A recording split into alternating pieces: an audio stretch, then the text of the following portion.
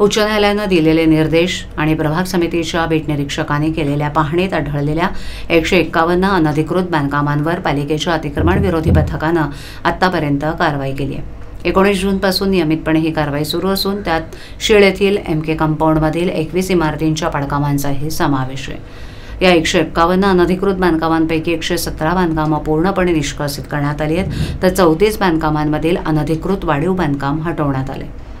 ठाणे महापालिका क्षेत्रात 19 जूनपासून नियमितपणे अतिक्रमण विरोधी पथकाची कारवाई सुरू आहे।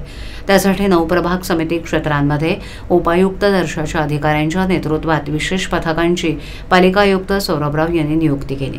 प्रभाग समिती क्षेत्रात बीट निरीक्षकांनी नोंदवलेली आणि सध्या सुरू असलेली अनधिकृत बांधकामं पाडण्यास या मोहिमेत प्राधान्य आहे। आतापर्यंत तोडण्यात आलेल्या अनधिकृत बांधकामांमध्ये 117 बांधकामं पूर्णपणे पाडली आहेत, तर 34 या बांधकामांवरील अनधिकृत वाढीव बांधकामं हटवण्यात आल्याची माहिती उपायुक्त शंकर पाटोळे यांनी दिली।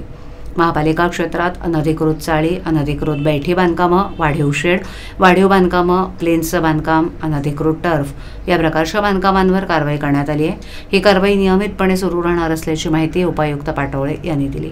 या मोहिमेची अंमलबजावणी आणि प्रत्यक्ष कारवाई यांचा दैनंदिन स्वरूपातील आढावा अतिरिक्त आयुक्त प्रशांत रोडे घेत आहेत।